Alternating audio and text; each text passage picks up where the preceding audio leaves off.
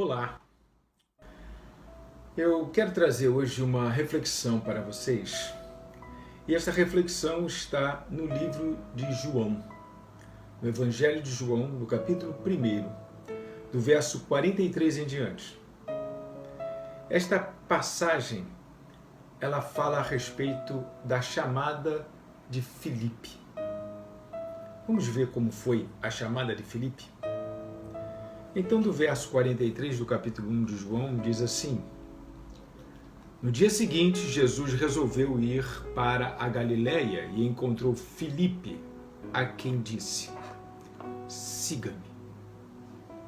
Esse Filipe era de Betsaida, cidade de André e de Pedro.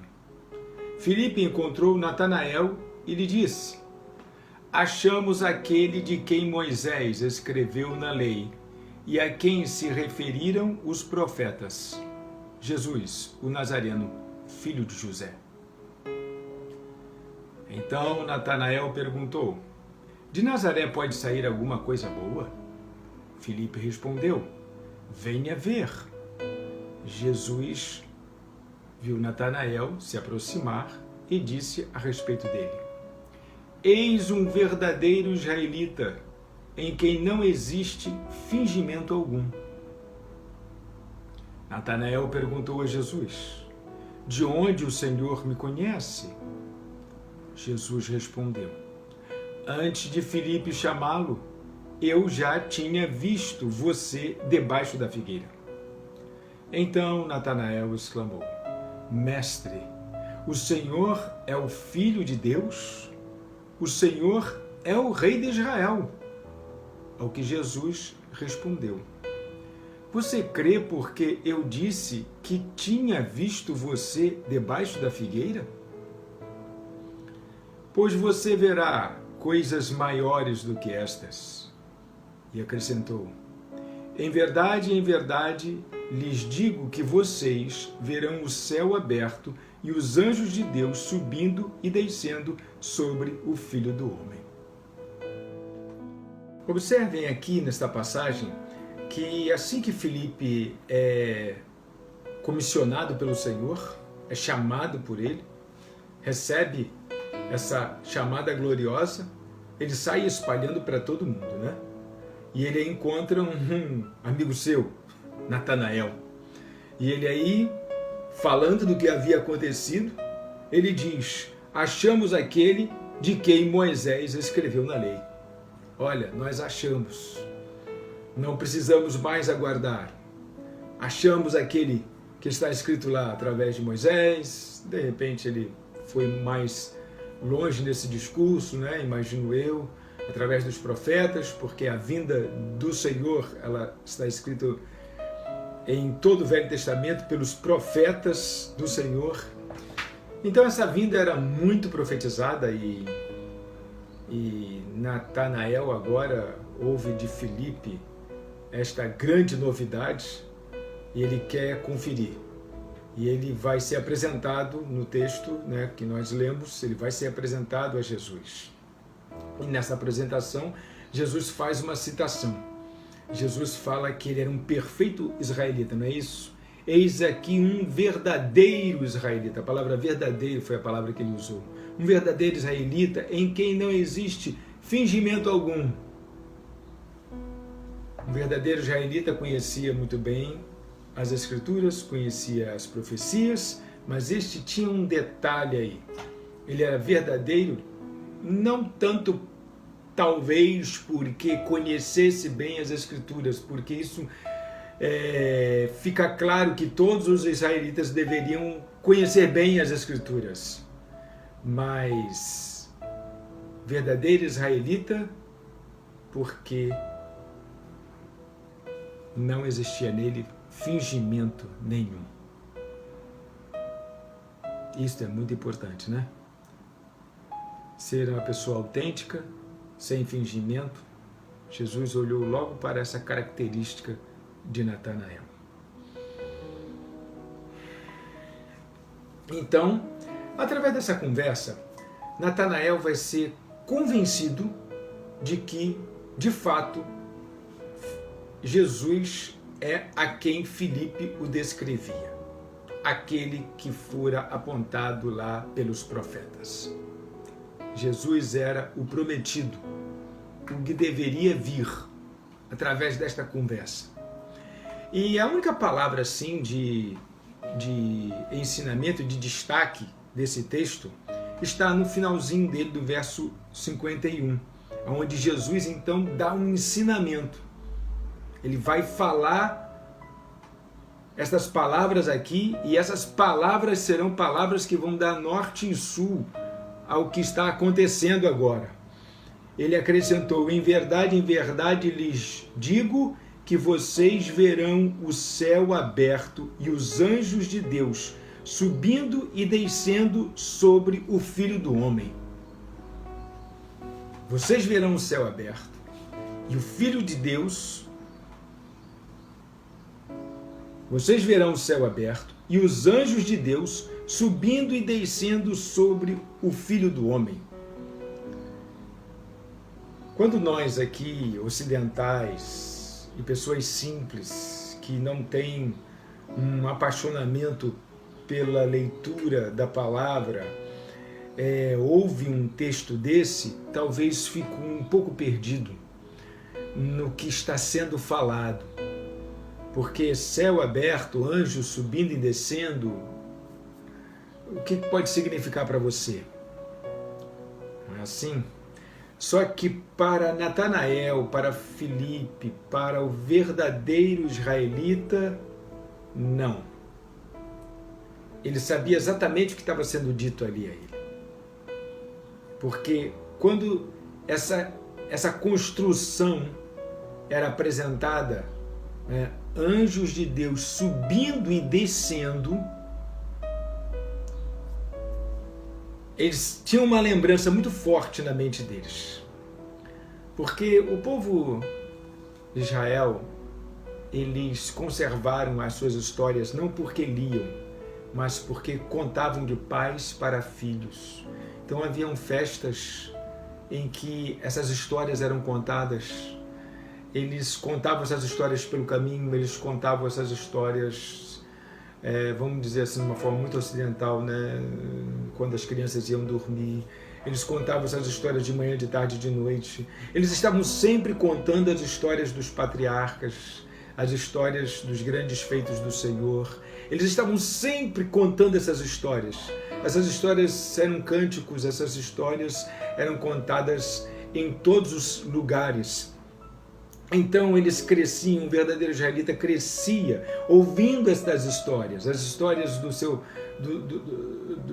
seus avós, dos patriarcas, de Abraão, de Isaac, de Jacó. Eles ouviam essas histórias e eles gravavam essas histórias. Com 13 anos eles chegavam, vamos dizer assim, na maioridade, entre aspas, para estar no templo e participar do culto religioso de uma forma como se fosse um adulto em si, e de fato naquela sociedade acabava sendo.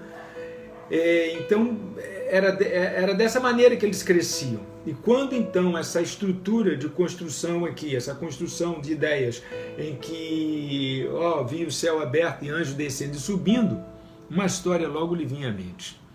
E agora eu quero que você dê uma parada aqui e vamos comigo lá na história, lá atrás, que está em Gênesis capítulo 28, no verso 10 em diante, a visão da escada.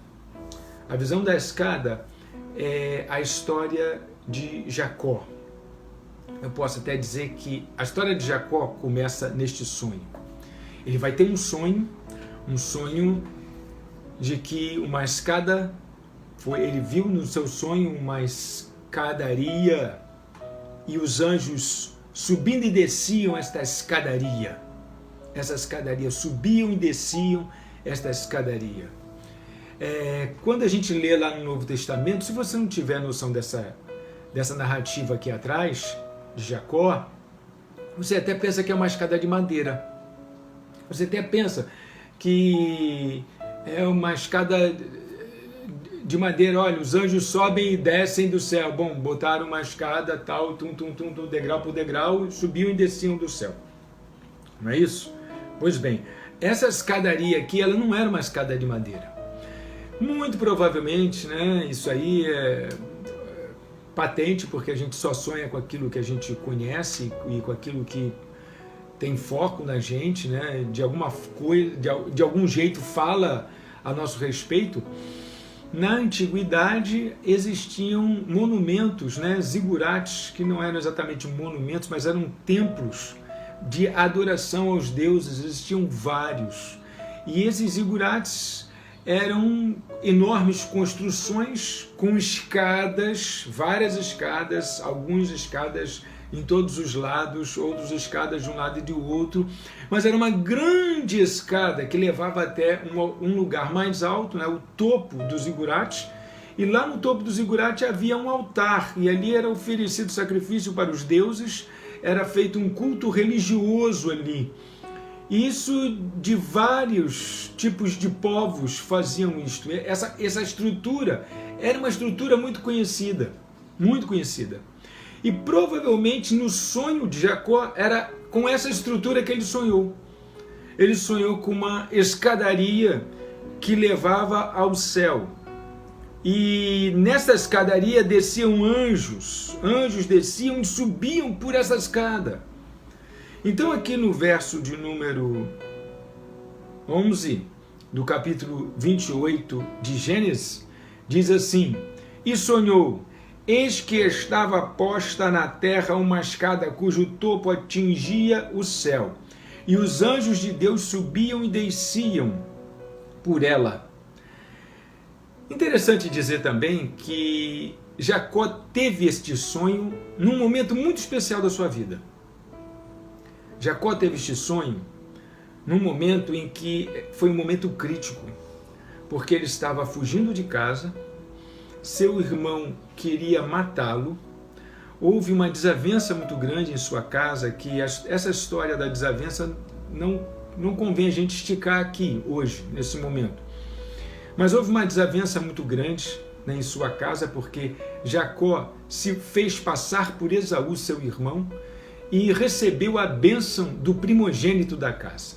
Seu pai Isaac estava para morrer e estava no momento de proferir esta bênção, e essa bênção foi usurpada, né? Foi tomada de Esaú por Jacó. Esaú então afirma que vai matar Jacó, que Jacó morrerá muito em breve. É isto que ele afirma. E então Jacó precisa agora fugir, aconselhado por sua mãe, que ele fugisse, e ele foi morar na casa de seu tio Labão.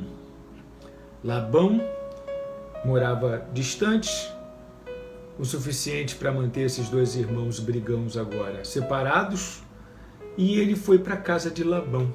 No caminho, ele parando aqui em Berseba, ele teve um sonho.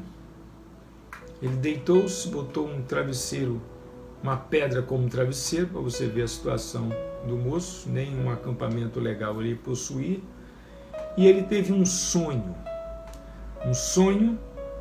e é esse sonho que eu contei.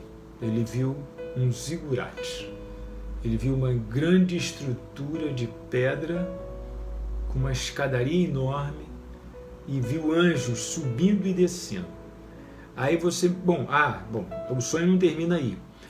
No sonho, Deus estava no sonho, estava ao lado, como diz aqui, eis que o Senhor estava perto dele, e lhe disse: eu sou o Senhor, Deus de Abraão, seu pai, e Deus de Isaque. A terra em que agora você está deitado, eu a darei a você e à sua descendência. A sua descendência será como o pó da terra. Você se estenderá para o oeste e para o leste, para o norte e para o sul. E você e na sua descendência serão benditas todas as famílias da terra. Está lembrado de mais alguma coisa? Foi exatamente esta a promessa entregue a Abraão. seu avô. Abraão, avô de Jacó, também ouviu estas mesmas palavras. Deus reaparece agora para o neto de Abraão e reafirma as mesmas palavras. E diz, olha, peraí, eu não esqueci não, você está nessa enrascada aí, né? Saiu de casa, agora você vai ter que passar um tempo fora, olha aí o que você fez, olha o que aconteceu. Mas o Deus da promessa, ele é fiel, e ele não deixa de cumprir a sua promessa. Só que agora vai durar mais tempo. Mas ele chega para Jacó e reafirma a promessa feita a Abraão. Eis que estou com você e o guardarei por onde quer que você for. Farei com que você volte para esta terra, porque não o abandonarei até que eu cumpra aquilo que lhe prometi. Olha, você está indo. Você está indo, você precisa ir. Mas saiba que você vai voltar para cá. Vai voltar porque eu tenho uma promessa. Eu tenho uma promessa contigo. Eu tenho uma promessa lá com teu avô. Eu tenho uma promessa com teu pai. Eu tenho um projeto. E o que os homens fazem nessa terra não atrapalham os projetos de Deus. Olha só que coisa legal. Por mais que a gente saia desse caminho, por mais que a gente arrume confusão por aí, o projeto de Deus não é atrapalhado pelas bobagens que os homens possam vir a fazer. O projeto de Deus não é atrapalhado. E ele chega para Jacó e reafirma a sua promessa. Ele diz, não, vai em paz, vai sim, vai, mas eu vou fazer você voltar. Eu farei você voltar e enquanto você for, eu estarei guardando você lá nesse caminho que você está indo. Você imagina que numa sociedade onde só existia mensageiro, não tinha como você ligar, Labão, Jacó chegou aí, o menino está bem? Não funcionava assim. Ele levaria um tempão enorme para chegar lá, e quando chegou lá, avisar que chegou também não existia esse negócio, sumiu, ficou fora 20 anos. E lá teve a história dele que se desenvolveu lá com o seu tio, que também não é o caso aqui.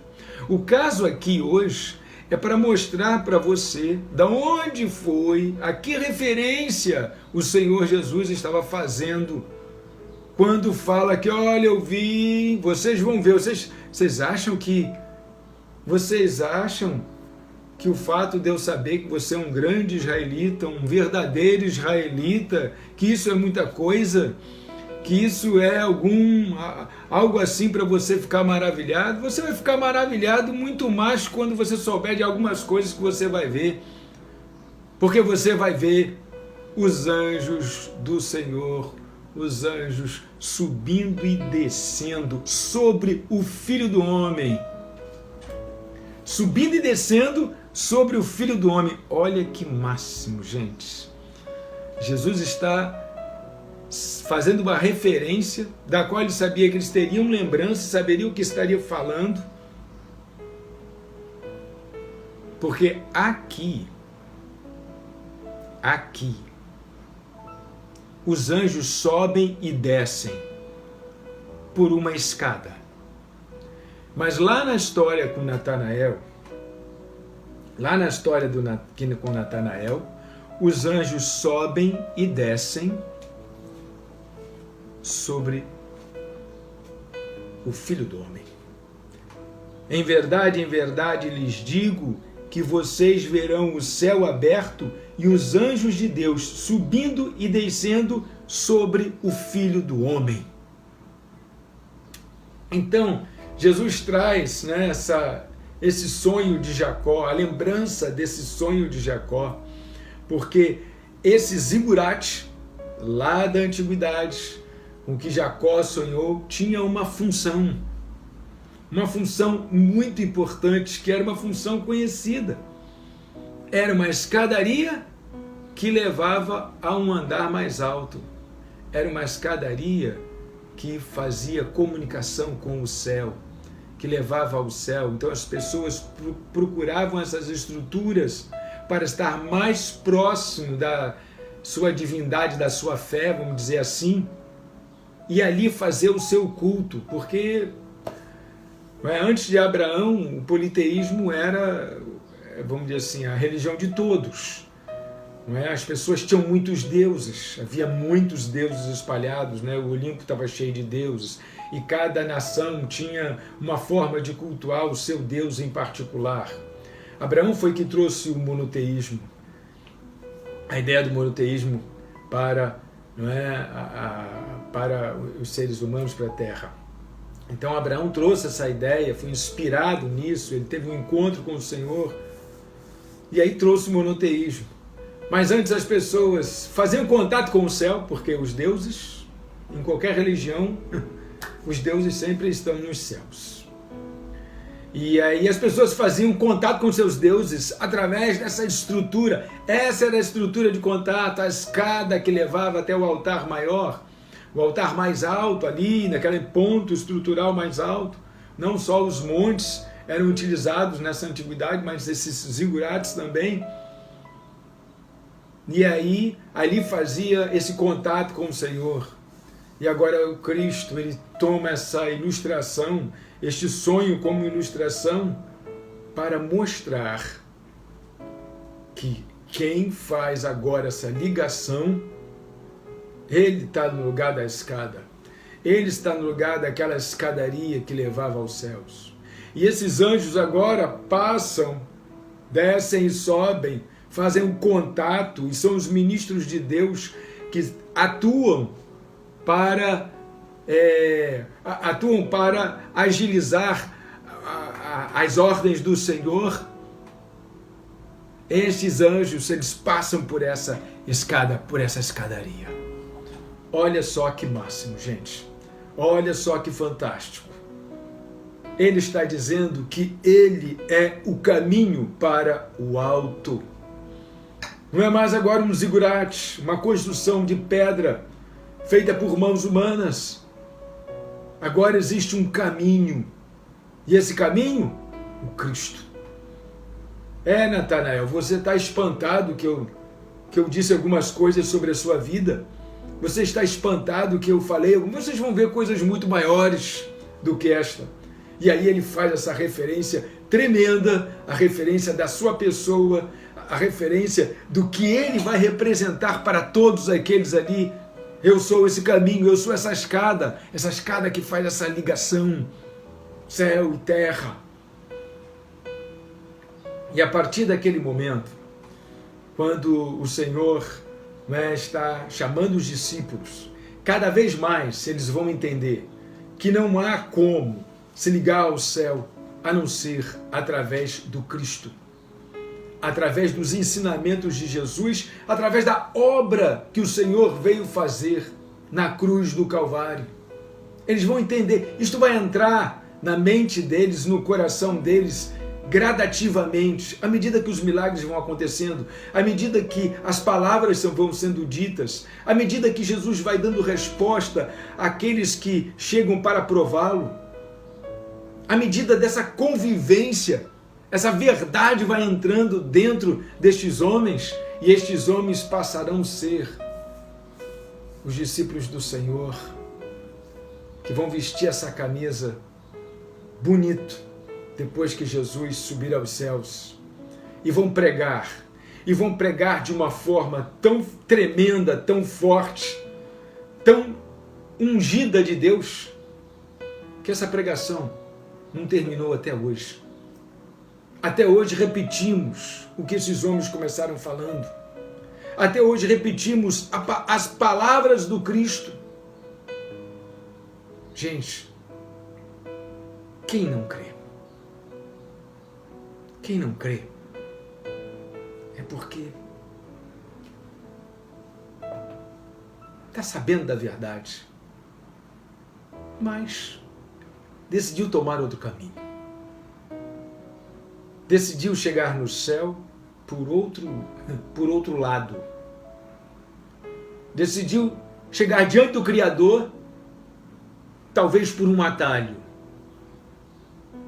Eu não quero julgar o seu método. Mas eu quero dizer para você que o Cristo, que enfrentou os judeus hipócritas que monopolizavam a religião, o templo, que se colocaram no lugar de Deus para mandar no povo a seu bel prazer. Eu quero dizer que esse Cristo, o que ele disse, faz eco até hoje. Faz eco até hoje. Vale a pena, com certeza, olhar para ele como essa escada.